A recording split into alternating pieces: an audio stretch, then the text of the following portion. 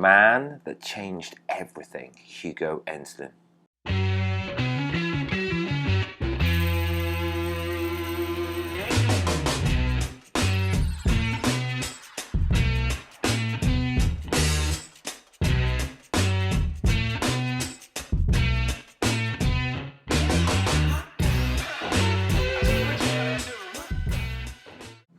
Hugo Ensslin. Well, what can we say about this guy?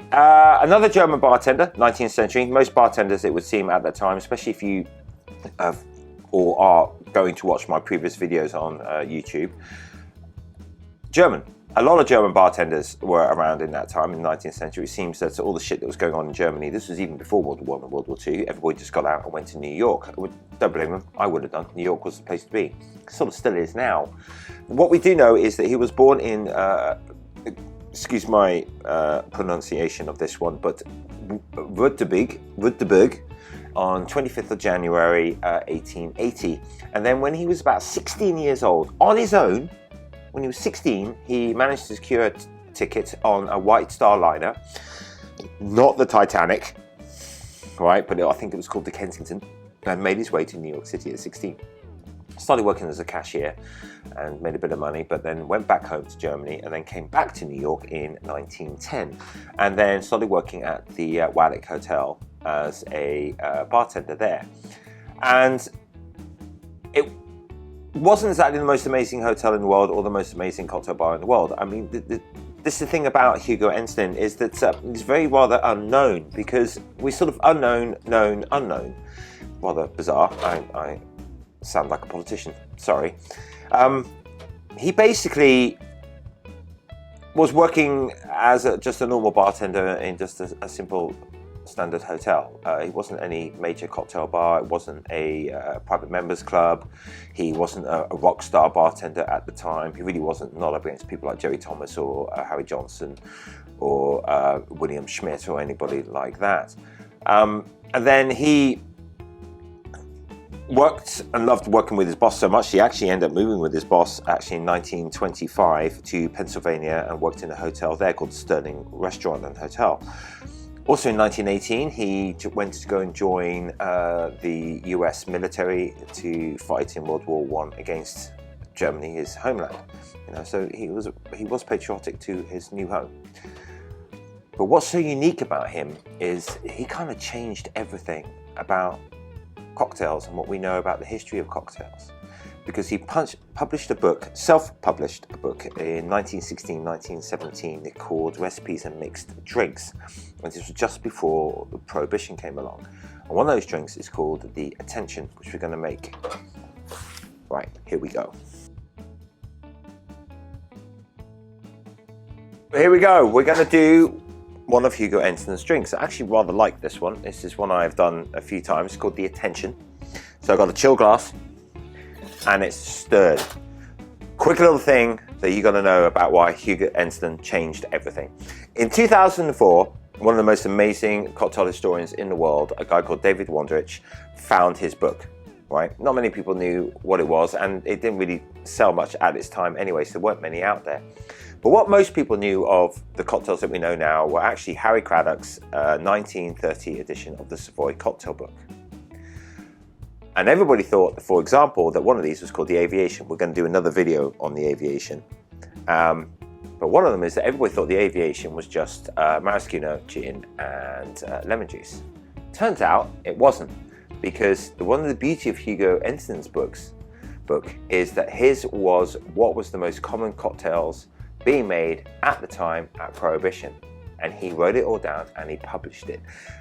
And it turns out that almost 1/3, 33 to 35% of every single fucking drink in Harry Craddock's book is actually found in that little book that Hugo Ensslin, and it changed everything. It changed the timeline, it changed the whole idea of where drinks and history of drinks came from, and it was Hugo Ensslin. So in the end, Hugo, you fucking did it.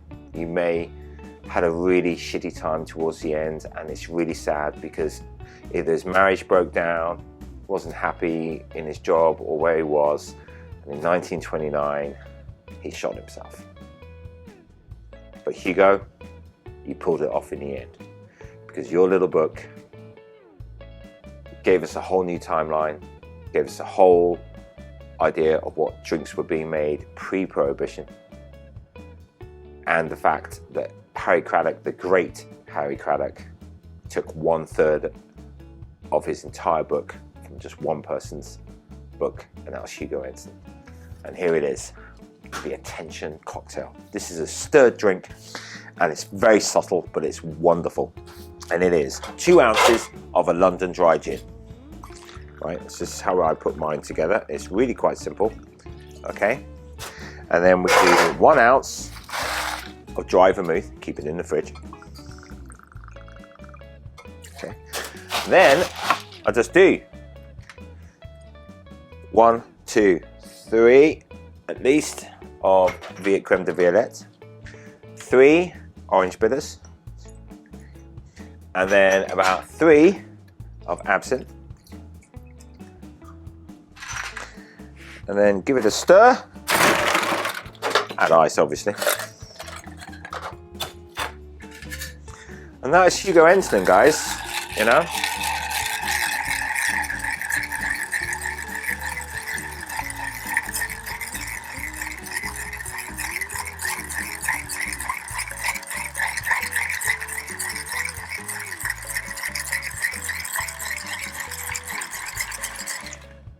Because before 2004, we all thought the Aviation had to have only 3 ingredients, but it actually turns out it had 4.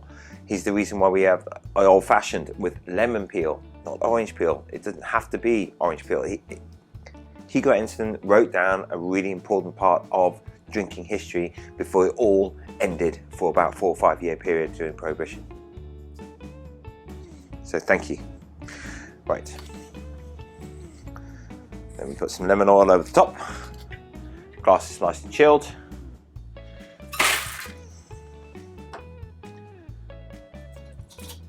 And then we strain.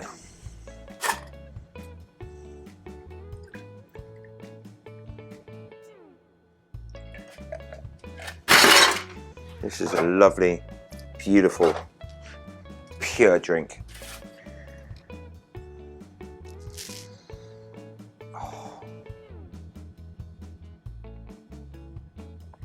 Oh, that is just beautiful. Thank you, Hugo. Thank you for everything. And next up, we'll do a simple little video on the Aviation. Okay, so that was the Attention cocktail. Now we're going to do the Aviation, which sort of changed everything. So when I was talking about how Hugo Enslin's book actually changed the whole timeline and everything and made us realize that there's a little bit more to drinks that we thought we knew that we actually didn't know, one of them is the Aviation. Now the story goes with the Aviation, this is a shaken drink by the way, is that the whole point of the drink, and this is why the Violette was in it, why Harry Craddock took it out, I don't know, artistic license. Nobody really knows, right, when we talk about him in later videos. Is that the whole idea was, the story goes that it's about when you get up early in the morning in your biplane and you're watching the sun rise, okay? And that's where this supposedly all comes from, all right? So we're gonna do, I've done a bit more of a video on this, but this is very simple. 2 ounces of gin, this is my little recipe, okay? And I love the Aviation. I know some people hate it because they can't stand Violette because they think it tastes like soap.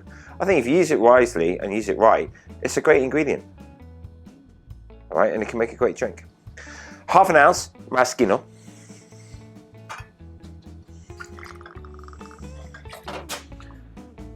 And then 1/4 ounce of Violette.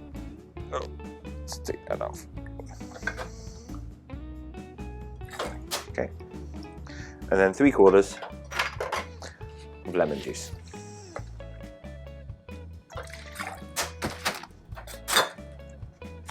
Just gonna chill a glass quickly.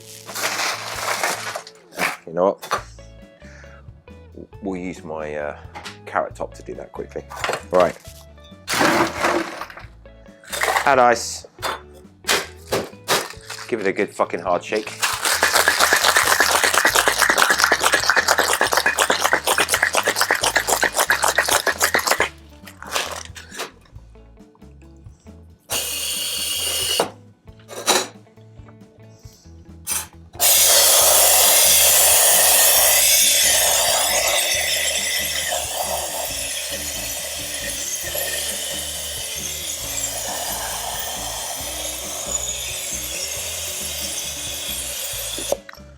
Fucking hell, it sounds like being in the plane.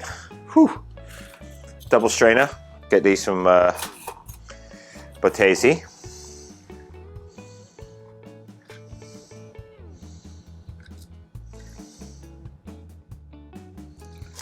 And to make it look like the sun rising, you get a cherry. And you use a bar spoon to do it. I use a little small Japanese bar spoon because you also want a little bit of the juice in there. Not too much, but just a little. Drop it right in the middle.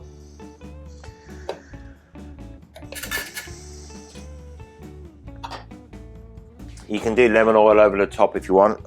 I do sometimes.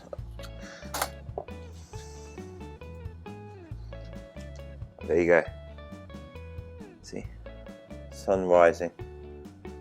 In that early morning sky when you're on a biplane with the propeller and going for a fly. And thank you again, Hugo. Thank you for changing everything.